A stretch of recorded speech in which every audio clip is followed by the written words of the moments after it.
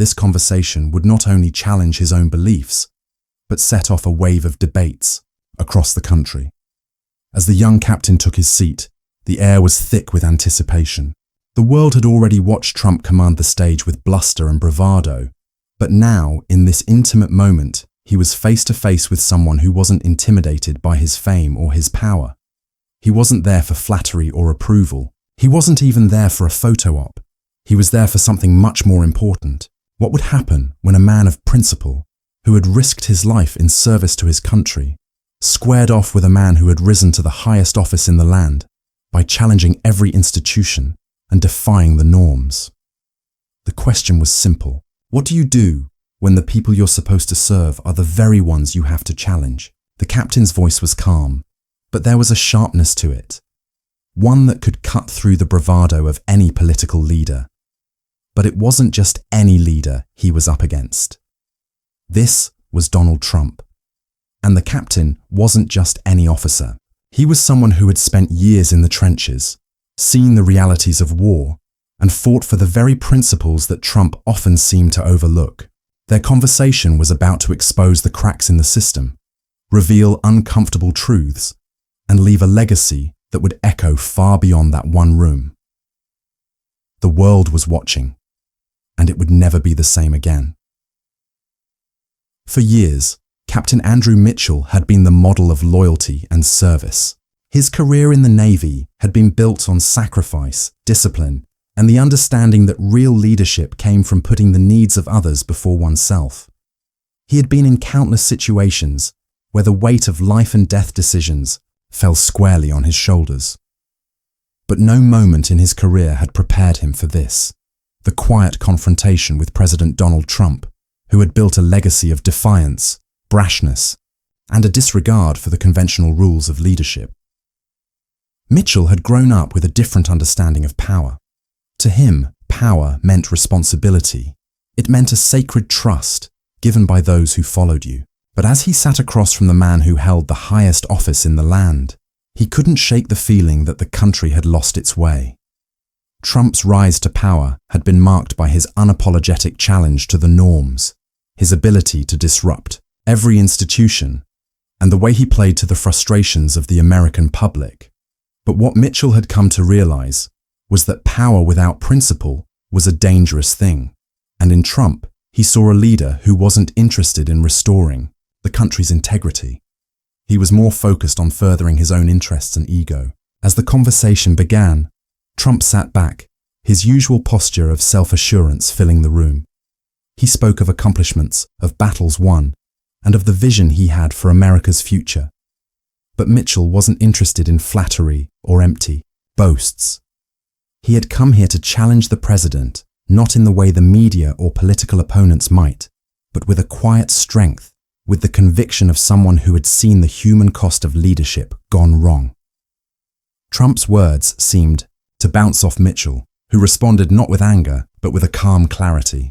He spoke about the values he had fought for, values that he believed were at the very core of what it meant to be American, values that were now under threat by the very man who had promised to defend them. As Trump boasted about his achievements, Mitchell couldn't help but think of the lives that had been affected, the people left behind, and the way the president's policies seemed to favor the powerful while neglecting the most vulnerable. The conversation grew tense. Mitchell's points were not about policy differences. They were about the fundamental nature of leadership. The young captain spoke of loyalty to the people, not just to a system that rewarded the few at the top. He spoke about the importance of serving with humility, about standing for something greater than personal ambition. And as he spoke, Trump's posture began to shift slightly, his usual bravado faltering as the weight of Mitchell's words sank in. What was truly unjust about this moment, Mitchell thought, wasn't just that Trump held a position of power that seemed unearned, or that his leadership was based on rhetoric rather than principle. It was the way the very fabric of the nation seemed to be unraveling under his command. The promises of fairness, equality, and opportunity had been hollowed out, and in their place, a new narrative had emerged, one that valued spectacle over substance, loyalty to self over loyalty to country. Mitchell's mind raced as he reflected on the broader societal struggles that had become evident during Trump's presidency. This was not just a political clash, it was a reflection of the deep divides in American society. The disparity between the rich and the poor had grown wider, and the American dream had become a distant memory for many who had been promised a better future. The captain had witnessed firsthand the devastation of these realities. He had seen veterans returning home, only to be abandoned by the very system they had fought to protect. He had seen working-class families struggle to make ends meet while the wealthiest Americans saw their fortunes grow exponentially. And now, sitting across from the man who had promised to drain the swamp, he couldn't help but feel that things had only gotten worse. But even more painful than the policies themselves was the betrayal that many had felt. For those who had voted for Trump, this wasn't just about politics, it was personal. They had believed in his message of change, of hope, of fighting against the establishment. But what they didn't realize was that Trump had no intention of challenging the status quo. He had simply become another cog in the machine, using the power of his office for personal gain, while further entrenching the systems that had always benefited the few. The injustice of it all made Mitchell's blood boil. He had spent years in service to his country, believing that the ideals of freedom, fairness, and justice meant something. But now, sitting across from a president who seemed to embody everything that was wrong with the system, those ideals felt like a distant dream. The more Trump spoke, the more Mitchell realized that the fight for justice was far from over. It wasn't just a matter of disagreeing with the president's policies. It was about reclaiming the soul of the nation.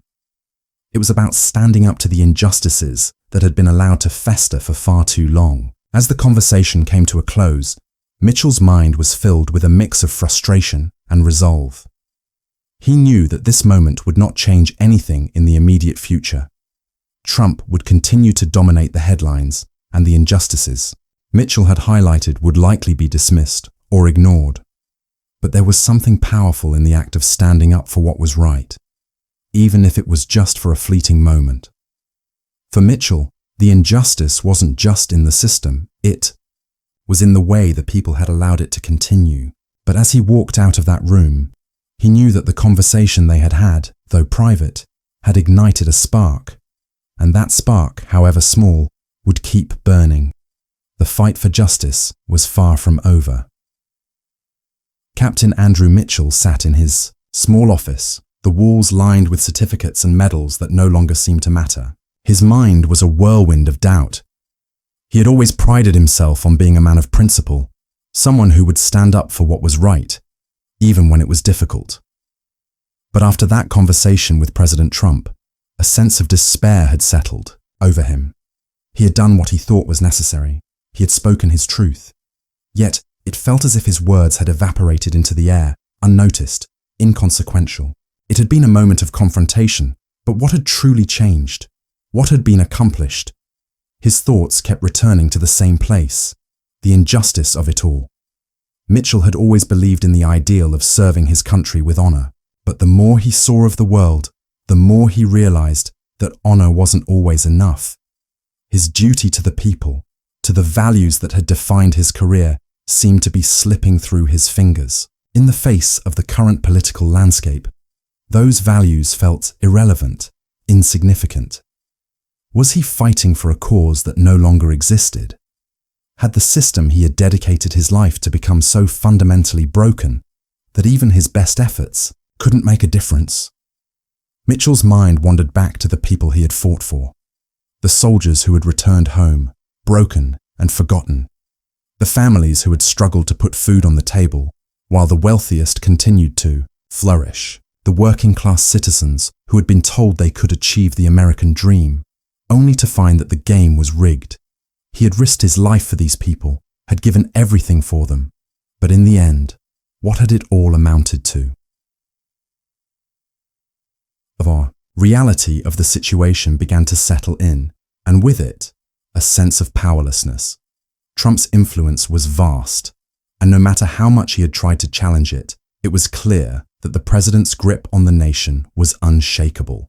The system that had once been built on fairness, integrity, and accountability now seemed to be a machine designed to perpetuate the status quo, to keep the powerful in power, while the rest of the country fell further behind. Mitchell had hoped that his confrontation with Trump would spark something, some kind of change. But what had happened instead was a reminder of how deeply entrenched the system had become. Trump had dismissed his concerns, deflected his challenges, and continued on as though nothing had changed. He hadn't been shaken, hadn't shown any real vulnerability. And as the door closed behind Mitchell that day, he had been left alone with his thoughts, his words echoing in the silence. He ran a hand through his hair, frustration building inside him. He had spent years trying to do the right thing, trying to make a difference. But now, in the face of this overwhelming force, he couldn't help but feel small. What was the point of fighting a system that seemed so impenetrable? What was the point of standing up for principles that no one seemed to care about anymore? The turning point came in a moment of reflection. Sitting in his office, staring at the walls that had once been filled with purpose, Mitchell realized something. He had been fighting the wrong battle. His fight had always been against the surface-level issues, the policies, the rhetoric, the leadership. But the real fight was deeper, more insidious.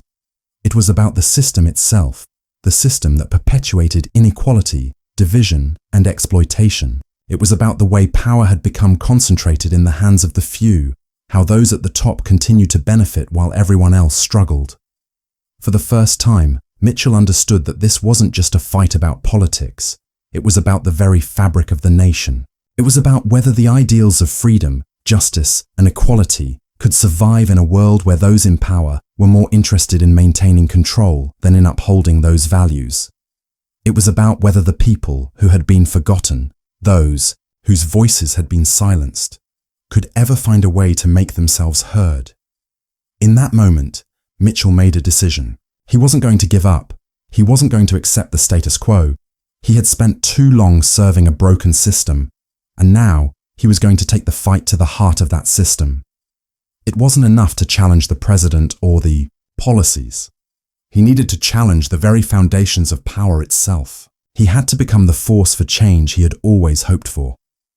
He would find a way to make the system work for the people again. But the decision didn't come without its costs. Mitchell knew that taking on the establishment meant risking everything: his career, his reputation, even his freedom. He was about to embark on a journey that would not only test his resolve, but would push him to the limits of what he was willing to sacrifice. The tension built with every passing moment, the weight of his decision pressing down on him. The question was no longer whether he could make a difference. It was whether he could live with the consequences of his actions. And in the silence of his office, Mitchell knew there was no turning back. The battle was about to begin, and this time, he was no longer just a soldier following orders. He was a man ready to challenge the very system that had failed him, and the people he had fought to protect. The days following his moment of clarity were filled with urgency. Captain Andrew Mitchell was no longer simply a man who had lost faith in the system. He was a man determined to tear it down. But the weight of that decision was heavier than any military operation he had ever undertaken. The higher the stakes became, the deeper the fear rooted itself in his chest. Yet, as he prepared for the next step, an unexpected turn of events began to unfold, one that would alter everything. It started with an encrypted message that arrived at his office late one evening. The sender was anonymous, but the content was clear. "You've been underestimated. You know more than they think, and it's time you use it." At first, Mitchell hesitated. He had been through countless covert operations during his time in the Navy, and every instinct told him to discard the message. Yet, something about the words stirred something deep inside him. They struck a chord, a truth he hadn't fully realized until that moment. He had always been fighting with one hand tied behind his back. But now, he had a chance to turn the tables. The message led him to a series of documents, damning evidence of corruption that reached farther than he had ever anticipated. This wasn't just about political rhetoric or a few misguided policies. It was about a conspiracy that had taken root within the very heart of the government. The deeper Mitchell dug, the clearer the picture became. President Trump was merely a puppet, his actions manipulated by a shadowy cabal of elites who had been pulling the strings for years. The real power, the one that controlled the policies, the media, and even the public perception, was far more insidious than anyone had realized. For Mitchell, the revelation was both staggering and liberating. He had always believed that Trump was the antagonist, the one who needed to be taken down for the good of the nation. But now, the narrative had shifted. Trump was no longer the mastermind. He was a pawn in a much larger game. The true enemy was hidden in plain sight, lurking behind the curtain of political theater, manipulating events from the shadows. With this newfound knowledge, Mitchell felt a rush of adrenaline, but also a deep sense of betrayal. Everything he had been fighting for, everything he had risked, now seemed trivial in comparison to the scale of the conspiracy he had uncovered. The men and women he had trusted, those who had pledged to serve the people, had been complicit in a system that undermined everything America was supposed to stand for. This was the real fight, the one that could change everything. But as Mitchell prepared to expose the truth, the stakes skyrocketed. The closer he got to revealing the hidden forces behind the president's actions, the more dangerous the situation became. He knew the risks. Those who held the real power wouldn't hesitate to silence him, just as they had silenced so many others before him. The world that Mitchell had once believed in, one where justice prevailed, where integrity and truth would always win, was now a distant illusion. But there was one thing he had never considered: the strength he had hidden within himself, a strength forged in the crucible of war and shaped by his unshakable resolve. In the midst of the chaos, something inside Mitchell shifted. It wasn't just about exposing the conspiracy anymore. It was about reclaiming control, about rewriting the rules of the game. He had been fighting in the shadows for so long, but now he would step into the light. This wasn't just about making a difference. It was about taking back the power that had been stolen from the people. And for the first time, Mitchell felt a sense of purpose that transcended anything he had ever known.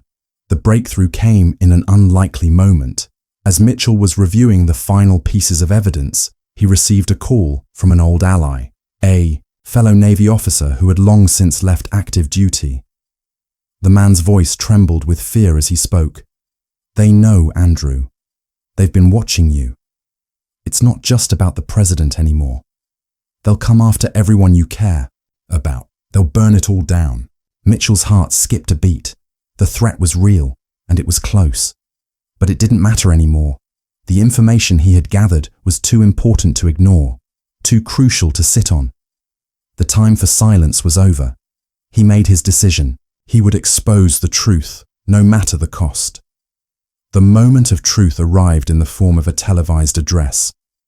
Mitchell, sitting in front of a small, strategically placed camera, began to speak. He wasn't just sharing information. He was challenging the very system that had betrayed him and countless others. His voice was steady, but his words carried the weight of a man who had nothing left to lose. For years we've been lied to. For years, we've been fed a story that isn't true. It's time we confront the reality, not just the narrative they want us to believe. As the broadcast aired, the world watched in stunned silence. The walls that had shielded the conspirators began to crack, the foundation of their control beginning to crumble. Mitchell had gone public, and there was no going back. The shockwaves rippled across the nation, from the halls of Congress to the offices of the elites who had thought themselves untouchable. But Mitchell's revelation was not just about exposing a corrupt system. It was about the emotional stakes of his own journey. He had been through the crucible of battle, but this was something different.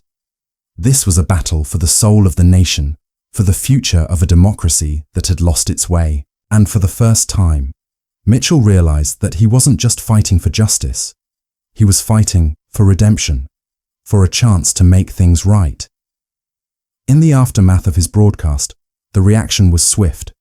Public opinion shifted in a matter of hours, and the pressure on the president and the hidden powers behind him grew unbearable. The system they had built, the one that seemed unbreakable, was beginning to collapse. For Mitchell, the moment of truth had arrived. He wasn't just a soldier anymore. He wasn't just a man following orders. He had become the catalyst for change. And now, as the world turned its gaze toward him, Mitchell understood that this was just the beginning. The battle for the nation's soul was far from over, but with his knowledge, his resolve, and his courage, he was ready to face whatever came next. The aftermath of Captain Andrew Mitchell's revelation was nothing short of a seismic shift in the political landscape.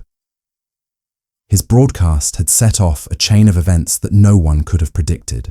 The system that had long protected the powerful, the corrupt, and the untouchable was starting to crack, and soon the cracks would become deep fissures. For Mitchell, the moment he had been waiting for was not about vengeance, nor was it about basking in the glow of public acclaim. No, it was something far deeper, something that resonated with the very principles he had fought for his entire life. The people, those whom he had served and risked everything for, were finally starting to see the truth. They were finally starting to realize what had been hidden in plain sight. In the days that followed, the media had exploded with stories of the conspiracy Mitchell had uncovered. The president, once a figurehead of power and dominance, was now under investigation. The public outcry was deafening, and the elites who had been pulling the strings from the shadows were beginning to realize that their carefully constructed world was coming undone. For the first time, those in power were being held accountable, not just for their words, but for their actions. The public's trust in the system had been shattered, and now the people demanded justice. And then came the moment that no one could have anticipated. As the investigations gained momentum, it was revealed that President Trump himself had been a part of a much larger operation, a web of manipulation, deceit, and corruption that extended far beyond the Oval Office. The web reached deep into the highest levels of government, into corporations, and into media outlets that had once been considered untouchable. The details were horrifying, and the revelations left a nation reeling. But the most satisfying moment for Mitchell wasn't the headlines or the public uproar. It was the way karma had worked its magic. The very forces that had once controlled the narrative were now scrambling, struggling to maintain the grip they had so long enjoyed. The president's resignation came swiftly as the pressure from both the public and his own allies became too great to ignore. His fall from grace was spectacular, his legacy now forever tarnished by the weight of his actions. And as for the shadowy elites behind him, they too were not spared. The revelations came swiftly, like a tidal wave of truth, and soon, those who had once believed themselves untouchable found themselves at the mercy of a system they had long manipulated. Lawsuits, investigations, and public trials followed, and one by one, the powerful figures who had long hidden in the shadows were exposed.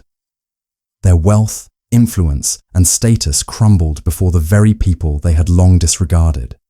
But for Mitchell, none of this was about revenge. No, the true satisfaction came from the fact that justice had been served, not through violence or vengeance, but through the sheer force of truth. The people had risen up, they had demanded accountability, and now they were witnessing the consequences of the wrongs that had been done to them. In the midst of all this, Mitchell found himself standing on the precipice of something far greater than he had ever imagined. He had fought for justice, and now that justice was unfolding before his eyes. The battle for the soul of the nation had not been won in the streets or in the halls of power. It had been won in the hearts of the people. The final emotional moment came when Mitchell stood before a crowd that had gathered to honor him. They cheered, they applauded, but Mitchell's heart was heavy with something more profound. It wasn't the accolades, nor the recognition that moved him. It was the sense of peace that came from knowing that, finally, the truth had won. Finally, The lies had been exposed, and the people had been given a chance to reclaim what had been taken from them. He thought of the soldiers, the families, the everyday citizens who had been left behind, forgotten by the system. He thought of the years he had spent fighting for a country that had been broken in ways he hadn't fully understood until now. And he thought of his own journey, from a soldier in the trenches to a man who had found the courage to challenge the very powers that had held this nation in their grip. As he looked out over the crowd, Mitchell realized that this was the true victory. It wasn't about his name in the history books or the accolades that would follow. It was about the people, about their power to change the world when they came together and demanded what was rightfully theirs. It was about the realization that no system, no matter how entrenched, could withstand the force of truth and the will of the people. And with that realization came a deep, unshakable sense of vindication. He had done it, not for himself, not for glory, but for the greater good.